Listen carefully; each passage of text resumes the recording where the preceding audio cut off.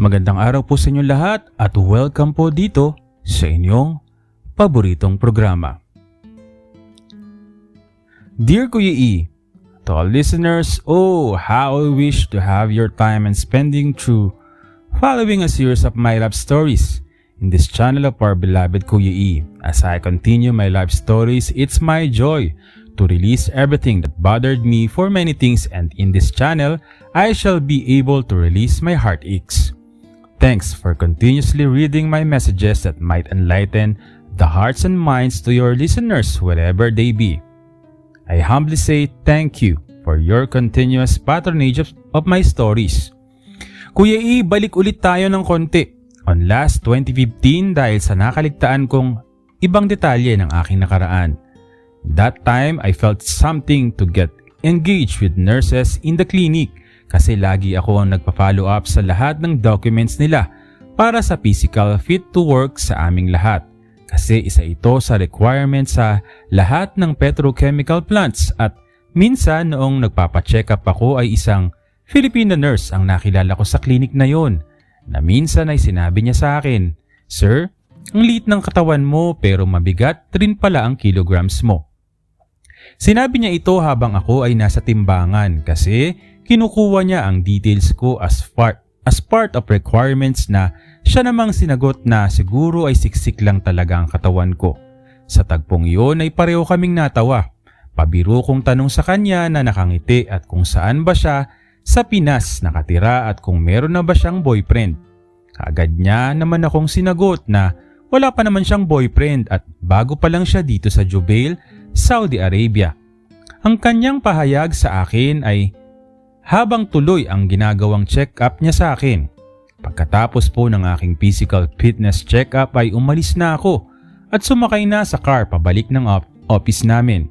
Pagkaraan ng ilang araw ay hindi ako bumalik para kumuha ng results ng aking physical fitness check-up at ang admin personnel ang pinapunta ko para kumuha ng documents at pagbalik niya sa office ay kaagad naman niyang binigay sa akin ang mga dala niyang documents at nang matapos niya itong iabot sa akin, sinabi niya sa akin na hinahanap ako ng isang babaeng nurse na Pilipino at tinawag pa siya na kung bakit daw ako ang kumuha ng documents. Tinanong pa siya kung bakit akong kumuha ng documents sa office at meron pang description na ako nga ang tinutukoy nito.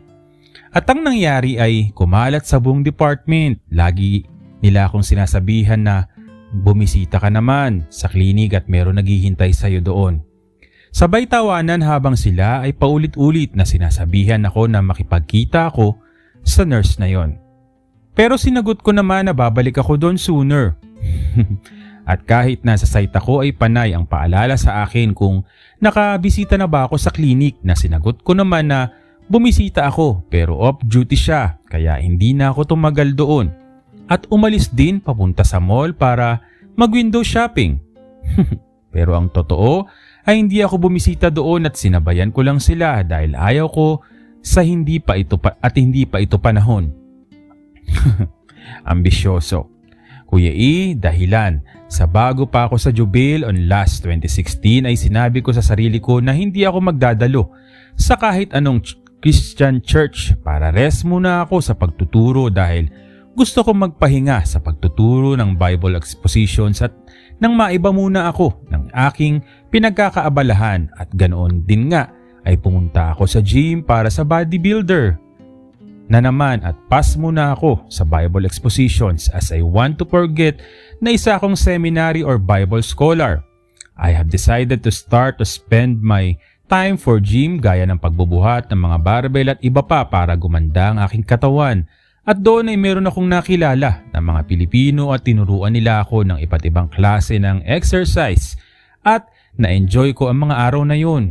Kaya after work ay nagbihis lang ako at pagkatapos ay diretso na sa gym at pagkatapos ay kapag umuwi ako, ang pakiramdam ko sa sarili ay para kong isang robot na animoy kung sinong astig or siga kong maglakad.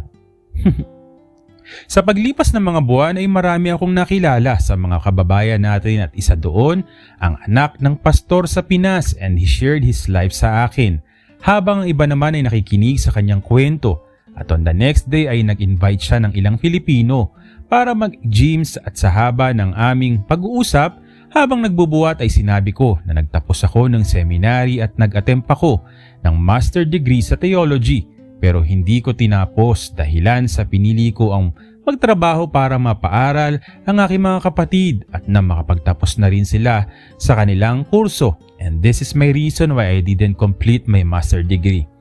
Heto ako ngayon at patuloy lang sa trabaho at focus lang sa family ko sa Pinas. Sinabi ng isa, bakit hindi ka mag-umpisa na magturo ng salita ng Diyos? At agad ko namang sinagot na pwede naman at available naman ako kung gusto ninyo, wala namang problema yan.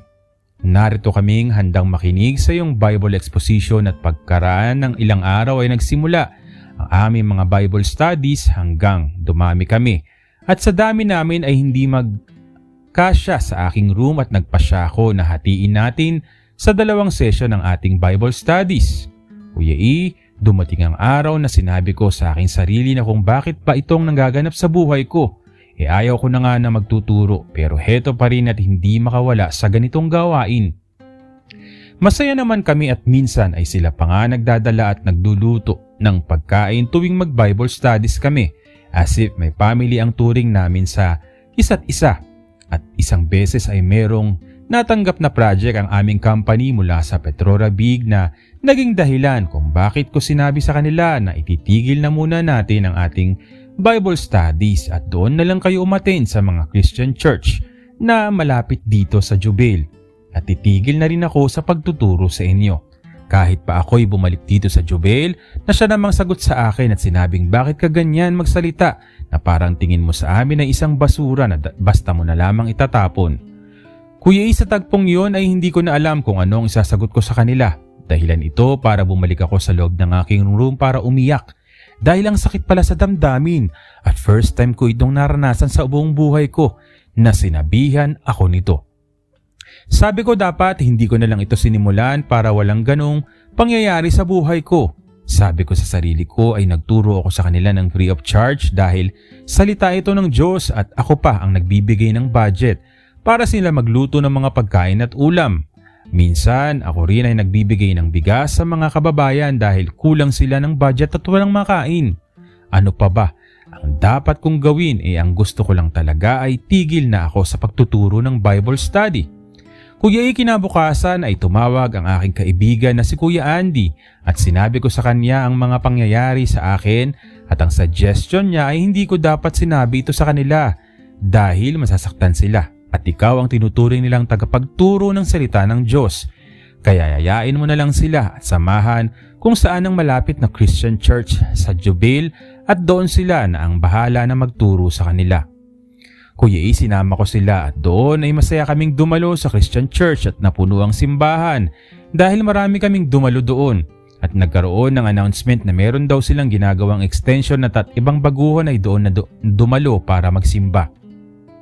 Sabi ko salamat at meron silang bagong extension kaya doon na sila nagsipagdalo sa araw ng pagsimba at ako'y naging advisor nila kapag hirap sila mag-interpret ng salita ng Diyos. Kuya E, after 3 months, panay ang hingi nila ng advice sa akin tungkol sa mga technical matters sa church teachings at stands na siya namang pinaliwanag ko ang walang basis at pinaliwanag ko at iba't ibang beliefs at interpretation ng mga maraming grupo ng churches at ang nangyari ay nagkaroon ng division dahil sa ginamit ng isang kapatid ang pulpito para ipahayag ang nararapat na nakasaad sa Bible at marami ang nasasaktan at umiyak dahil sa doon nila nalaman at katotohanan na matagal na nilang hinahanap bilang isang totoong sumasampalataya kay Jesus Christ. Buti na lang wala ako doon ng time na yon dahil sa rebig na ako pero ako pa rin ang sinisisi nila kung bakit ito nangyari sa kanilang division. Pero sinabi ko na sinasabi ko lang ang katotohanan at wala akong kinakampihan sa inyong lahat. At isa pa ay hindi naman ako ang naging leader or pastor dahil wala akong plan for this commitment. At nagbibigay lang ako ng tamang katuruan sa kanila. At nasa kanila na yon kung ano ba talaga ang nararapat dahil open naman ang Bible para sa kanilang basahin kahit ilang beses pa. Kuya E, bago ko natanggap ang messages ni Jenny B noong 2017 through FB Messenger ay hindi na sumagi sa isip ko na siya ay maging kasintahan ko o di kaya ay mag-message pa kami sa messenger at kinalimutan ko na siya that time at hindi na sumagi sa isip ko ang tungkol sa aming nakaraan. Naging busy ako lagi sa trabaho, dahilan ito para mawala sa isip ko ang magkaroon pa kami ng ugnayan o relationship. Subalit nang mabasa ko ang message niya ay sinabi ko sa kanya na paano kung ikaw na ang magiging kasama sa habang buhay at gusto ko na mga maging anak natin ay puro mababait at maging valedictorians sa class hanggang sa pagtatapos nila at gusto ko English speaking silang lahat. Sa tagpong yon ay ang naging dahilan niya para sa akin ay pumayag na maging kami at nang sinabi ko na mahal kita at handa akong magpakasal sa iyo ay agad niya namang sinagot na ikaw ang gusto ko na makasama at ang maging ama ng ating magiging anak na magagaling at kami ay nag-usap para magplano na magpakasal sa simbahan sa aking pag-uwi. Kuya E, dumating ang araw na ang aming team ay papunta sa Petrorabig for 2 months sa project for chemical cleaning activities pero umabot kami ng 4 months dahilan sa sobrang hirap ng chemical tanggalin sa mga tubes ng FinFan cooling towers. Mataas ang tower at nasa 50 meters ang taas at ako ang na-assign sa day shift at ang isang officer naman ay nilagay ko sa night shift. Pero kahit anong pilit ng kasama ko, mag-rotation kami ay hindi ako pumayag kaya wala siyang magagawa dahil ako ang supervisor. Bilang safety officer ay wala siyang magawa kundi ang sumunod sa utos na isang maangas na superior niya. Siya ay isang Indiano na safety officer at wala rin siya magawa dahil ako ang naghubog sa kanya para lumawak ang kanyang kaalaman sa aming profession. Sa aming trabaho ay critical activities dahilan sa high risk at exposed kami sa chemicals at masyadong mabaho doon. I feel discomfort dahilan sa lahat ng rental manpower supply ay Pakistani at ang mga ito ay Patan ang race, kanilang race na kung saan ay kilala silang mahilig sa kapwa lalaki na relationship. Ang mga ito ay masasabi mo na gwapo talaga. Sila ang makalaglag brief at makikita mo kahit sa maselang parte ng katawan ay sadyang ducks kung tawagin at ang mahirap pa kasi kapag naroon ako sa rest shelter, nakaupo ay doon sila at panay ang hawak nila sa maselang bahagi. Pero ang ginawa ko ay nagpatay mali siya nala parang wala ako nakikita. Pero kahit hirap pigilan ang init ng aking katawan, sumubok akong umalis agad at pumunta sa toilet para doon magparaos ng init ng katawan. Hanggang sa natapos ako at paglabas ko, nagkaroon ako ng kaginhawahan at nawala ang aking init ng katawan. Hanggang sa matapos ang project ay kung anong klaseng pag-iwas ang aking ginagawa sa kanila. Kuya E, sa aking pansamantalang pagbalik sa Rabig ay nagkita kami uli ni Kuya Ace at ang tumabi siya sa akin ay tinanong niya ako, "At kumusta ka na brother?" At hindi ako nagsalita sa kanya ngunit hindi ko siya pinansin kahit nang lumapit siya sa akin para kausapin. Kung kumusta na ako ay hindi ko siya kinausap pero isang beses ay nilakasan ko ang loob ko at pumasok ako sa room niya para mag-sorry sa aming nakaraan at ganoon nga ay sa aming pag-uusap ay naiyak na lang kaming dalawa dahilan sa madamdaming pag-uusap namin. Kung kaya sinabi ko sa kanya na block mo na ako sa FB para wala na tayong communication sa isa't isa na kanya namang ginawa. At sa tagpong yon ay nagpasalamat rin ako dahil kahit papaano nagkita kami para maayos ang aming madamdaming problema kasi nalaman ng kanyang asawa ang tungkol sa aming dalawa at muntik na silang maghiwalay. Yang sinabi niya sa aming pag-uusap. Kaya sinabi ko sa kanya na ba't sinabi ko sa iyo na dati na lahat ng conversation ay i-delete lahat pero bakit kasi hindi mo dinelete ito? Ang tanong ko sa kanya, tumahimik na lang siya sa harap ko. Hindi na siya sumagot sa mga tanong ko kung anong rason niya sa hindi pag-delete ng aming messages na magiging sanhi upang malaman ng kanyang asawa. Nang siya ay nagbakasyon, ginamit ng kanyang asawa ang kanyang phone at doon ay nabasa niya sa messenger. Dahilan ng kanilang pag-aaway ng mag-asawa. Pero sinabihan ko siya na handa akong harapin at kausapin ang asawa mo upang humingi ng apologies sa lahat ng aking pagkakamali. Kung kinakailangan and I am willing to accept all consequences without doubts. Mabalik lang ang iyong maayos na relationship. Ang paglalahad ko sa kanya, Ngunit sinabi niya sa akin na sa ngayon ay nakamove on na silang mag-asawa, kaya sinabi ko na masaya ako kung naayos na ang inyong relationship. At isa pa, wala namang nangyari sa ating dalawa. Pagkatapos ng aming madamdaming pag-uusap at iyakan ay lumabas kami ng kaniyang room at doon sa sala ay sinabi ko na magluto tayo ng ulam para kumain tayo ng paborito mong ulam dahil miss ko na ang luto mo. At tinulungan ko siyang naghimay ng mga sangkap sa pagluluto at dalawa rin kaming nag-aayos ng mga gamit sa kitchen at nilinisan ko ang lahat ng gamit para malinis tingnan. At nang matapos kami, sinabi ko na this might be our last na pagkikita at lagi kang mag-iingat dito. Huwag mong pabayaan ang iyong sarili. Uwi ka ako sa kanya. Hindi ko rin binanggit na uwi ako para magpakasal as I want our friends na magbalita sa kanya na ako ay meron ng asawa. Kahit mahirap pero gagawin ko as I promise to you that my words are top as I will do.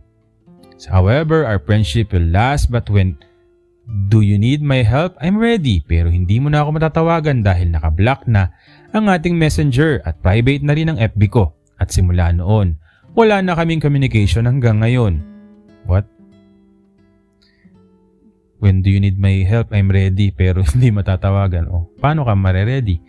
Pagkaraan ng ilang araw ay pumunta ako ng clinic para magpa-check up kasi makati ang balat ko dahil sa tubig alat dito na ginawang mineral water. At hindi gaya sa Pinas na hindi galing ng dagat ang inumin nating tubig.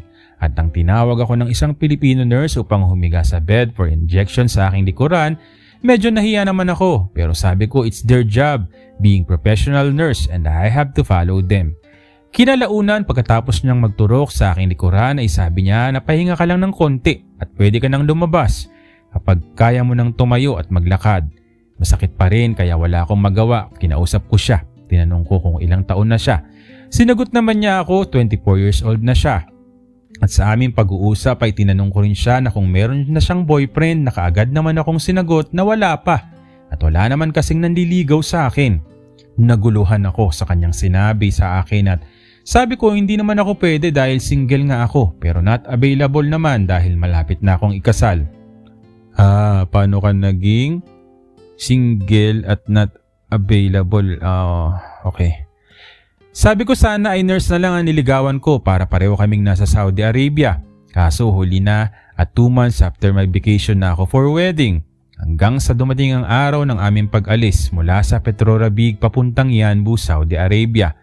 Land travel naman dahil sa new project na nakuha ng aming company for 1 month ay natapos ito kaagad. Bumalik na rin kami ng Juvail for 17 hours of land travel at pagkatapos nag-book ng company ng air ticket for my annual vacation. Pwede kami sa 6 months vacation pero pinili ko ang 1 year vacation para mahaba ang binibigay na araw kapag 1 year. Kasi ang 6 months ay 15 days lang kaya doon na ako sa 1 year vacation para sulit at dahil kasal ay binigyan ako ng 90 days vacation ng company.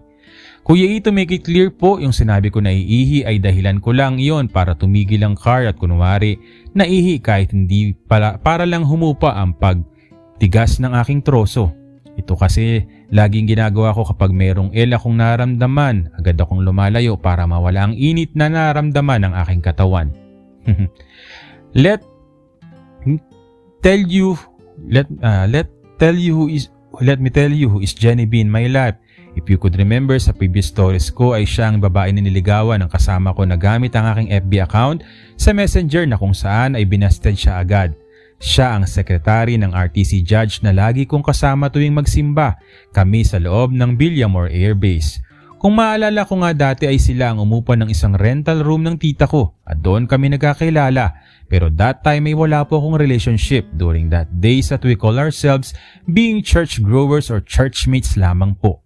Noong nasa bahay pa kami, nila tita ay ako lagi ang nagluluto ng mga ulam na bulalo kasi si tita ay nagbebenta ng karne ng baka sa talipapa at ang mga sobrang karne na hindi nabebenta ay ako ang nagluluto at lagi ako naghahatid ng ulam sa kanilang room na minsan ay nahuli ako ng tita ko na nagdadala lagi ng ulam at pinagalitan ako.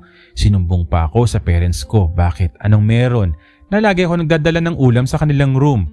Ang sagot ko naman ay sobrang dami ng ating ulam bawat araw at hindi na nga namin maubos kaya nagbibigay ako lagi sa kanila ng ulam. Sa totoo, na-attract ako sa kapatid niya na lalaki kasi cute niya pero ginawa ko na lang kaibigan at laging kakwentuhan kapag naroon kami sa 4th floor ng bahay ni tita. Mahilig sila mag-jogging bawat araw kaya ang ganda ng katawan nilang magkakapatid. Kuya E, bago dumating ang araw ng aking pag-alis for vacation at nagpasama ko sa isang Egyptian na alam mo na gwapo, matangkad, siguro 6 feet ang taas, tangkad niya, bata pa, na isang driver ng aming company, super ng kanyang kabaitan sa akin. At siya ang naging service driver ko sa lahat ng aking transaksyon at nang ihahatid na niya ako pabalik sa aking accommodation, ay nag-request siya sa akin at kahit isang beses lang na matikman niya ako. Pero sabi ko may isang kondisyon na hindi pwedeng pasukin ang aking private parts na kaagad naman niyang sinang-ayunan. Kung kaya dumaan kami sa kanyang apartment at doon naganap ang kanyang hiling sa akin at parehong sumabog ang aming maselang bahagi ng katawan sa loob ng kanyang room. Pagkatapos naligo kami pareho, nagbihis para ihatid na niya sa aking accommodation. At sa tagpong iyong sobrang tuwa niya, naghiling pa na sana'y maulit muli daw sa aking pagbalik. Pero ang sagot ko ay this is the first and last sa ating dalawa. Kuya E, sa aking pag-alis ay siya rin na naghatid sa akin sa airport at nang dumating ako sa Pinas, sobrang busy na ako at ang aking magiging asawa sa pag-prepare ng aming inihintay na wedding day. Natapos po ang lahat ng paghahanda sa aming kasal at halos lahat ay masaya at maraming pagbati mula sa mga kamag-anak niya. Doon ay nagulat ako. Nang dumating ang mga pinsan niya kahit malayo ay sadyang pumunta sila at parang mga artista ang mga mukha nila. At ang iba ay kamukha ni John Lloyd Cruz. Ganon din ang mga babaeng pinsan nito ay naging bridesmaid pa ng instant kasi nasiraan ng car ang dapat sana ay bridesmaid namin. Pagkatapos ng kasal ay diretso kami sa receptions at ang dami ng visitors na aabot ng 200 persons ang dumalo. Tapos meron pang surprise gift sa amin ay ang ticket para sa 5-star hotel naming dalawa at tumiretso na kami doon pagkatapos ng kasal at wala kaming tulog sa tagpong yun. Umabot kami ng 6 rounds. Ewan ko, hindi ko yun makakalimutan na nangyari. Bago kami lumabas ng hotel, tinanggal ko ang lahat ng kumot. Sobrang daming dugo ang dalawang bed na hinigaan namin. Dalawa, nakita ko na tumagos pala sa kumot ang kanyang dugo na kinagulat ko. Sabi ko bakit hindi ko to naisip at dahil first time ko itong nangyari sa aming honeymoon, ay kampante ako na hindi ito tatagos sa kumot dahil makakapal ito pero tumagos pa rin. Hanggang sa at sabi ko ang daming dugo palang lumabas sa aking ginawa. Sabi ko ganito pala kapag virgin ang babae. Kuya E, pagkatapos ng lahat na nangyari sa aming kasal at honeymoon, dumating ang araw ng aking pagbabalik sa KSA. At after 2 months mula ng pagbalik ko sa aking company, nag-file ako ng final exit na kahit ayaw kong payagan, final na ang desisyon ko. Kahit ilang beses pa silang nakiusap sa akin na mananatili sa company. Pero buo ng loob ko na kapag magdesisyon ako ay walang atrasan. Kahit mawala pa si Batman. Kuya E, nagbook ako ng air ticket papuntang UAE sa Abu Dhabi. Ako dahil natanggap ako bilang safety officer doon last 2019 at doon ay nakilala ko si Jay. In short, niya at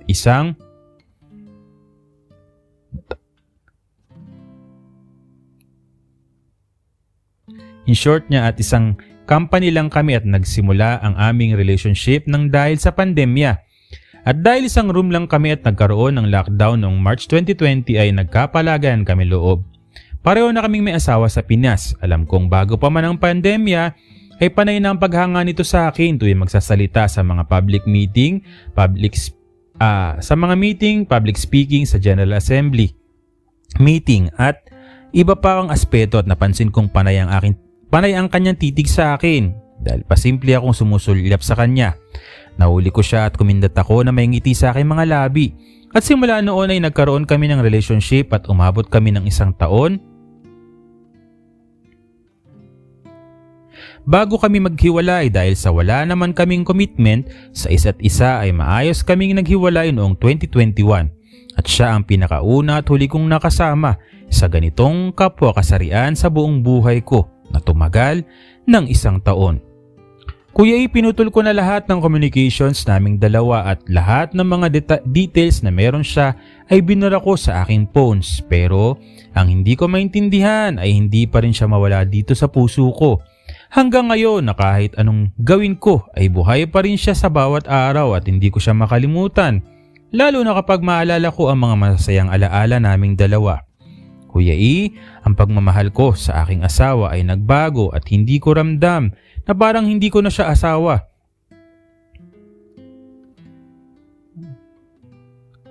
Hindi ko ramdam o hindi mo ramdam? Hindi ko ramdam na parang hindi ko na siya asawa na tuwing magkita kami, tuwing bakasyon ako, ay isang putok lang ay wala na kaagad at matutulog na lang ako. Sadyang nawalan na ako ng gana sa kanya at nang inisip ko na lang ay aming anak na masuportahan siya sa kanyang paglaki at pag-aaral sa isang pribadong eskwelahan. So nagkaanak pala kayo. Na kung saan ay naaliw ako lalo na kapag sinabi sa akin ng kanyang lola na bakit ang galing nito mag-English at British accent pa. Ito po ang dahil ang kadalasang mga tanong nila at tinatawanan na lang sila ng kanyang lola.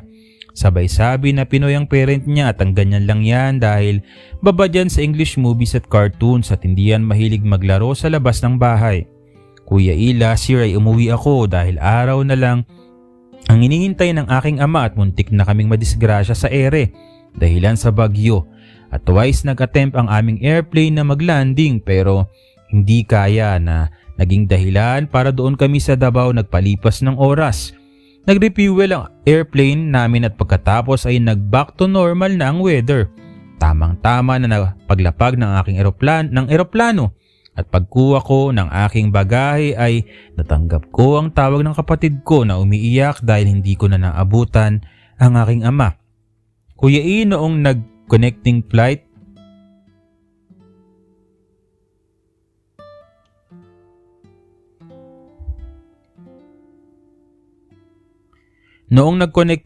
ako ay nag-cancel sila ng flight schedule at sa reschedule ay wala kami nagawa kahit anong reklamo namin.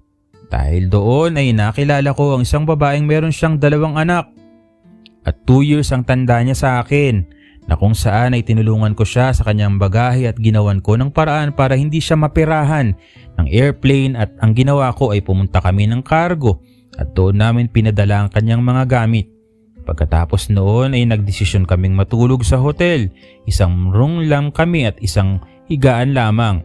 Meron ngang nangyari sa aming dalawa at medyo nahirapan ako na pasukin ang kanyang private sa oras na yon hanggang sa natapos kami. Kuya E, nag-usap kami kung nagkaroon ba siya ng relationship sa ibang tao na siya namang inamin niya na maliban sa Pinoy ay isang matandang Arabo sa kanyang agency sa Pinas at ang pangalawa ay Pinoy. Pangatlo ay Pakistani for 5 years sa Kuwait at sinabi niya mahaba raw ito sa Pakistani na nakarelasyon niya at sabi niya mahaba nga pero payat naman. Tumawa siya sa akin at sabi ko 6 inch lang ito pero umaray ka. Sa taba, okay.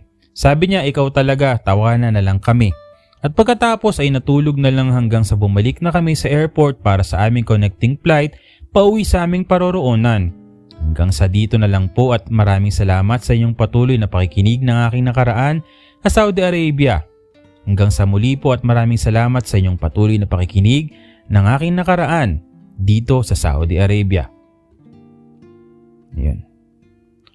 Muli maraming salamat po. Ito yata yung final letter ni Reggie. Maraming salamat sa lahat ng sumusubaybay, sumusuporta dito po sa inyong paboritong programa.